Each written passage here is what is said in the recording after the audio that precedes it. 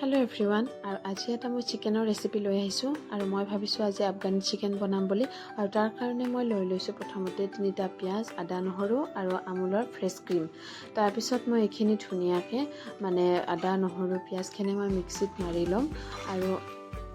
almond আৰু কাজুখিনি মই তিয়াই থৈছিলো আৰু সেইখিনিও মই মিক্সিত দিছো একেলগে আৰু আমাৰ ঘৰৰে পুদিনাৰ পাত আছিল আৰু সেইখিনি মই একেলগে মিক্সিত ধুনিয়াকে মই মাৰি লম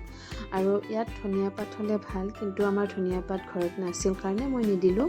আৰু এইখিনি মই মিশ্ৰণখিনি এতিয়া মই মাংসখিনি লৈছো আৰু ইয়াত মই এড কৰিম ফ্ৰেছ ক্ৰীম আমুল আৰু দৈও লাগিব দৈখিনি মই কিন্তু অলপমান দিম আৰু এতিয়া আমুলৰ ক্ৰীমটো কিন্তু আজিয়ে আনিছিলো বহুত গৰমৰ কাৰণে কি জানি অলপমান মানে গাখীৰৰ নিচিনা ওলোৱা যেন হৈছে আৰু ক্ৰীমখিনি দি লোৱাৰ পিছত এতিয়া মই এটা কণী ভাঙি লৈছো ইয়াত আৰু কণীটো আপোনালোকে দিব পাৰে নিদিব পাৰে মই থকা কাৰণে ইয়াত মই কণীটো এড কৰিলো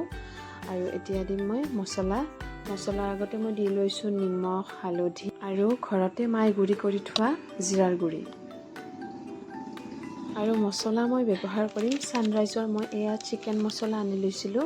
আৰু এয়া মই মছলাখিনি এড কৰিছো আৰু এতিয়া দিম মই গৰম মছলা সানৰাইজৰে হয় এইখিনিও মই একেলগে দিছো আৰু দি পেলাই এইখিনি মই ধুনিয়াকে এতিয়া সানি লম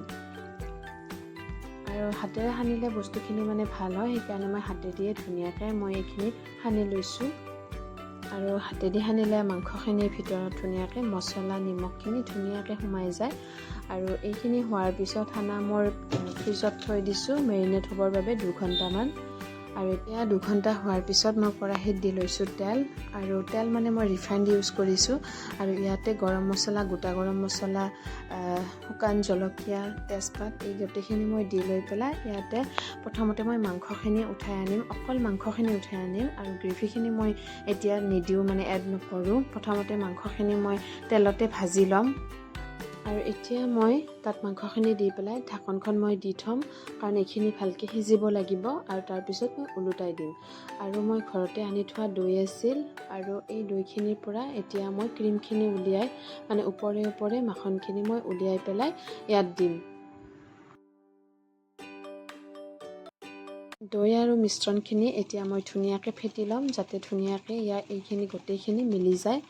আৰু এতিয়া এইফালে মাংস যে বহাইছিলো এইখিনি মই এতিয়া উলট পালট কৰি দিম যাতে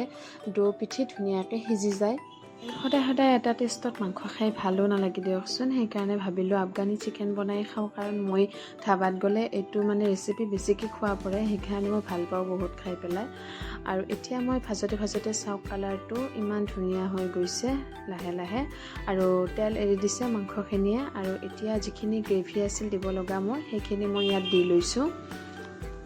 এতিয়া মই এইখিনি দিয়াৰ পিছত ধুনীয়াকে বহুত সময় মানে লৰাই থাকিম যেহেতুকে তেল এৰি নিদিয়ালৈকে অলপ সময় লৰাই থাকিম